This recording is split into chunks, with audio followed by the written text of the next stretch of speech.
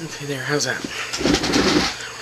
Okay, so we'll call you NB, in case you want to keep your confidentiality.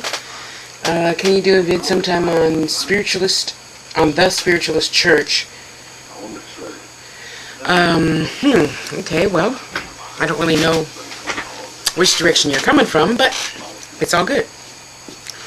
It's just like any other churches, you know.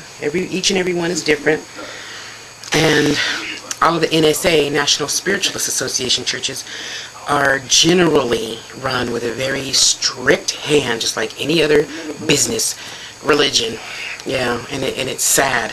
So therefore, most of the spiritualist churches I went to as a child, teen, growing up, all the way until I moved here when I was 23, 27, I think, about, okay, maybe 27, 30 is when we finally really stopped altogether going to NSA churches, because they're just, I don't know, I didn't have a very good experience from it myself, but that's just tosh. So all the other churches were normal, you know. You, NB, you can get up there, do your readings, do your healings, da-da-da. You can borrow a book without somebody, you know, checking when you're going to return it in exactly 10 and a half days from now. And it's a totally, totally liberating experience. You know, who wouldn't want to have freedom?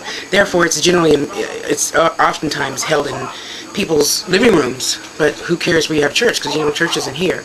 It's not the pastor, the preacher, the you know, whoever, whatever title, you know, or it's, you know, my building, so it's my rules. No, it wasn't like that at all. At home in San Bernardino, it was just, hey, LB, you want to come over? Yeah, let's come over. Hey, Tasha, bring so-and-so, bring this, bring that, you know, whoever. Or quite often, you know, church was, you know, somebody who heard that you did readings, and they'd stop in, and, you know, I'd be there, and Mama's there, and Granny's there, and Nana's there, and Mrs. Brown, who reads leaves in a teacup, and Mrs., you know, Green, who does ruins, is there, and we're just having, you know, a circle. And just congregation of people talking about what we love, you know, spiritualism. So quite often, of course, Mom and I would go to one of those, or to, you know, some circle in Los Angeles, Orange County, whatever, and just sit down and talk. You know, if somebody, you left a donation, you know, we divvy up $2 between all of us, because we all would chip in on the, you know, reading, you know, so-and-so, what did you get? I see you as da-da-da-da.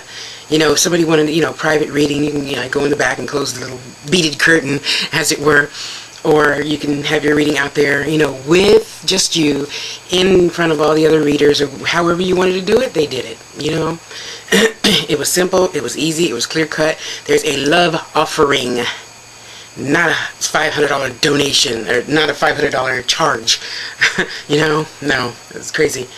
You come, you sit down, you can ask everybody, you know, something, and on your way out the door, there's a little heart basket there that says love offering. That was it. There's no politics. There's no, oh, I did better than you. There's no little slips of paper saying, Tasha gave me a good reading, or Tasha gave me a good healing, like you have with all these political churches. And, yeah, I guess I'm just kind of old-fashioned, because I don't believe, I mean, you know, if you have a huge congregation, yeah, you need some structure. I'm not going to say rules and regulations, because I'm just not necessarily a rules and regulation kind of gal, but there should be some body of form, not, oh no, you have to have, excuse me, I think when I was taking the NSA classes, you had to have like 20 little, I forgot what they call them, pieces of paper saying, yeah, Tasha does good readings, or Tasha does good healings, or whatever. Excuse me. They try to come in and tell me something. And Mom and I just don't necessarily believe that, so we just kept on trucking over to another lady's house in Oakland, and it was a far drive from Hayward to way out in the middle of Oakland, but it was just so wonderful. The difference between one and the other is just so uplifting. But yeah, even though Granny was part of the NSA, I don't maybe the adults knew it, but I didn't know what it was way back when I was 16. So I had absolutely no clue and anything about NSA and all that stuff until I moved here to San Jose in '83. And that's when you hear, oh no, NSA doesn't need to do that. Oh, NSA doesn't let you do that. You can't do that. You can't do this. You can't do that. Whatever. We're just here to learn, teach, and grow. That's all of us are here for. Learn, teach, and grow. That's it. So that's how Granny raised us, and that's really all we did.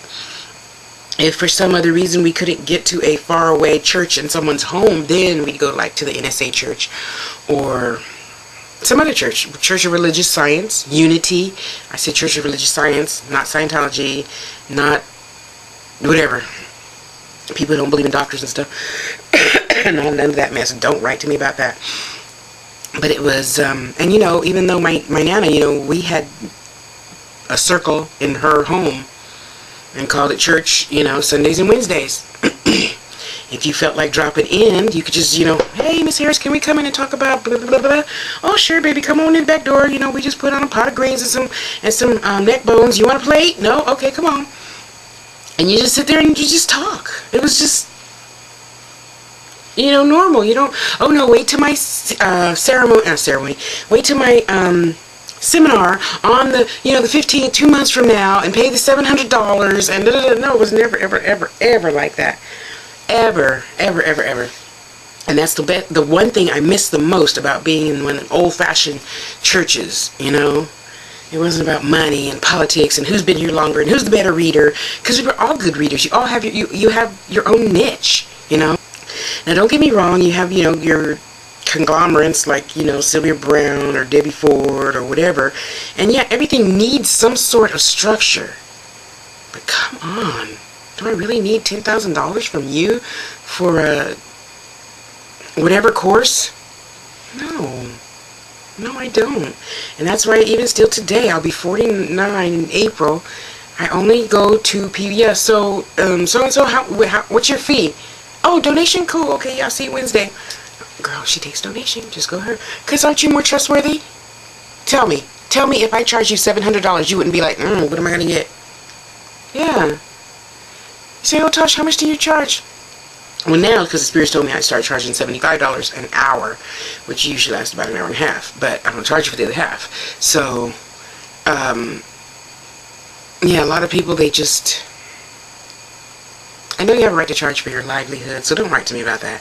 Everybody has a right to charge for a livelihood, but what about those people like me that can't afford that $700, $1,000, or whatever? Do I just keep hustling and looking for somebody until I find what it is that I need to know? That's crazy. So yeah, the spiritualist church is all different, just like people, all different. Some NSAs are more liberal, some NSAs are more structured. Some NSAs you don't even know they're an NSA because it's just so free-flowing. So, it's just like any other religion, which is sad to say, because until I learned about NSA and the thing in the university for the psychic university in Berkeley, and it's a whole new world. And I'm kind of like my ostrich with my head in the sand, and I'm like, okay, so when the good stuff comes around, then I'll poke my head up and look around then.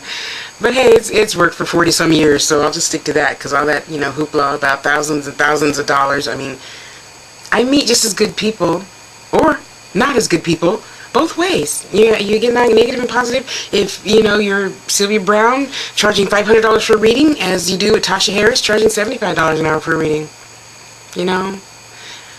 I'm just here to do my part that I told God I was going to do and go back home. Be honest, truthful, sincere, keep your word, keep your nose clean, don't be greedy. Greed never pays, so that's always been my philosophy for Tasha's life. And it's worked so far, because hey, I've gotten everything I desire. Still waiting on that laptop, by the way. And, life is all good. Life is really good when you keep your nose clean. You're not greedy, you mind your own business and nobody else's, and have faith and trust in yourself. Make yourself happy first, and then it trickles down onto the husband and children and wife and kids and everybody else. It's that simple. I don't have a lot of aches and pains and worries and stress and all that stuff. And when I do, I I just tune in, or I go get a reading from a free person, donation only person, and I do what I'm told, no matter what it is. If it's not so good, or if it is really good, I just do it and get it over with, and life is good all over again, you know. So you just got to really follow your own intuitive guidance and go where you're directed to go to learn what you're expected to learn, you know, and just learn it and get it over with. And it was a good experience going to class and learning how other people are and aren't and da-da-da-da. That's all well and good. I'm through. Okay. I hope that answered your question. If not, re-ask the question so I can understand better.